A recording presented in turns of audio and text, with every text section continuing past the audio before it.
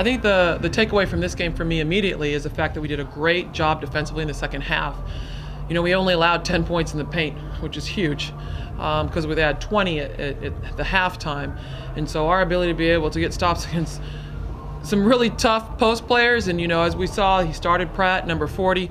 They didn't necessarily start the game, but those two kids are coming off against their rival between number 20 and number 40, over 40 points a game. So I thought that was critical for us. There's still times I thought we could do a better job, you know, rebounding against them, but I thought that was exciting. And if you also include the fact that we scored in the paint and we got to some layups against a very good defensive team that does not like to give up points in the paint, it really shows our team made the adjustment at halftime. We were definitely more patient offensively, found ourselves to some good looks. And hey, you can't ask for anything better as a coach for them to follow a game plan and, you know, it work out well, especially on a fun night for a senior where she's able to be in the history books with 1,000 points. I don't even know what that looks like, but as a player. But I'm really, really happy for her. And it's exciting as well that she hit that half-court shot. Yeah. But what a fun night. Do you think your team kind of shattered a lot of perception? Because when they think of an undersized team, they think, oh, they're going to put up a lot of points. They're really going to try to defend their best, but you guys really shut them down in the second half. Do you think your team kind of being undersized, they can still deep a lot of teams like this? For sure. You know, the thing we talk to our players about, we got to move faster. We all constantly move faster, move faster, move faster. I think the times that they clearly understand that you're constantly on the move and they're starting to understand how we shift and how we rotate and where those looks are coming from, their adjustments that they make were great tonight. And if we can continue that type of energy and that type of urgency, we're constantly talking about urgency, we're going to be okay. We're going to be able to be disruptive. You know, I think there's a lot of people that could tell you out there. There are a lot of teams in the country that are smaller, that are still decent defensively, that find themselves to wins. But a lot of times because they are just swarming, they are all over the place. They're constantly moving, and I think that's what you found tonight. Do you think that kind of shows also in the offensive rebound numbers, because they had 19 to 6, and they still only had 30 points in the paint, and it still wasn't that you guys managed to win by double digits. It was still. Do you think that kind of shows as well a lot of the effort and the defensive prowess there? I don't think giving up 19 offensive boards shows that we did a great job effort-wise. From that standpoint, I think we gave up on rotation way too many second chance points. But what I do think it shows is that we didn't give them what they wanted. And that is us taking quick shots or bad shots to get those easy transition looks. As well as you probably found when you watched the game, there were possessions where we went 20 seconds, where we gave up something not so good, but we were really, really busting it. I think that's what it shows. We're able to drain the clock a little bit more. Played a little bit into their hands, honestly, with controlling possessions. But I think it worked out well ultimately. Ayriel, what does that 1,000 points mean for you? It means a lot. I have people asking me, did I know I was close? I did, but I didn't, because I don't really care about points like that as long as we get a win. Mm-hmm. But, I mean, it's exciting because not everybody comes into college and is able to score 1,000 points. What does it mean to play for a coach now that has 4 players? Diamond Ford, Ashley Uze, Aaron Peoples, and now you two have eclipsed that mark. I feel pretty good. I mean, she's doing something right. We all doing something right here.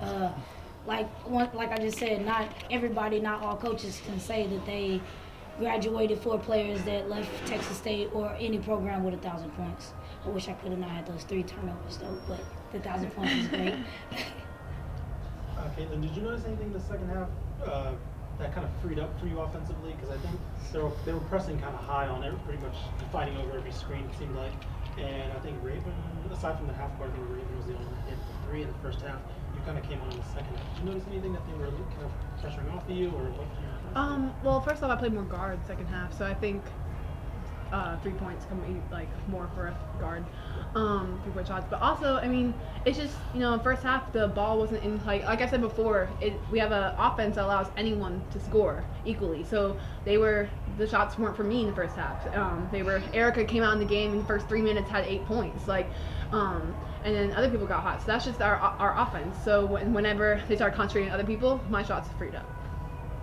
Coach, did the fact that Little Rock won the Sun Belt last season affect how y'all came into this game out? For me as a coach, I've got so much respect for Coach Foley. Obviously, I came from the University of Arkansas before I got here, and I just know how hard he works and just what a great coach he is at the quote-unquote mid-major level, non-Power 5. And so for me, I know that he's very good at his craft. He doesn't change what he does. He recruits players to the system. So I thought that was fun that we have another shot at him. I was very fortunate my first go around to be able to get him here at home, and then I haven't got him since. So for me, that felt good. I think these two young ladies sitting next to me right now truly understand who they are. It's always trying to get the younger group to understand. Like when we came up against Troy, I don't think they really knew what was about to happen. And again, it's going to be important that, Ayriel and Raven and Kate continue to talk to the team about what those looks are going to look like. The next opponent we have coming up next is going to be Arkansas State. But really and truly, I think they understood. I'm not quite sure that the young ones do. Sometimes you just don't know until you're in it. And my hope is that they truly have the respect that we all hold for who Little Rock is. And I still believe Little Rock is not going to be down. I really, really do. They're going to continue to work hard and fight defensively to figure out a way to get themselves in contention to compete for a championship. Ayriel, they lost some players from last year's team, but this is a team that kind of had your guys' number last season. How good was it to kind of come out with a win against them? Really good, especially because of their offense. Like Coach said, Coach Foley's a really good coach. They have a really good offense that's always moving. And I think for the most part, we did a good job with fighting over screens and chasing and not just giving up on the screens, because sometimes there are some hard screens set. But it felt good. Either Ayriel or Kaitlin, how does it feel to have a perfect record at home? Go ahead, Kate. I mean, a win's a win no matter where you get it, but it feels good to be we're able to protect our house. So that's what Coach G said in the pre. She's like, we're undefeated. It's the first time I ever heard her say that, because every time y'all say it, she's like, I don't want to think about that. I don't want to think about that. And now she's like, in pregame, she's like, guys, we're undefeated at home. That means something. More than halfway through the season, that means we protect our house, and we're gonna try to continue that. Lastly, Arkansas State coming up. Obviously big showdown. You guys got the first win against them last season. That was obviously a big step forward for the program. What's the vibe of the team heading to Arkansas State? Knowing how well their season's going. I guess I'll ask this coach first, and then dig into the players. I've had an opportunity to watch him play quite a bit just through scouting, and the thing that we're going to recognize is some of the personnel is slightly different, but they're a veteran team now. Brittany Gill is starting for them. Obviously, they got Gamble returning. The Flannery kid who can really shoot the three ball, who crushes before, she's playing for them as well.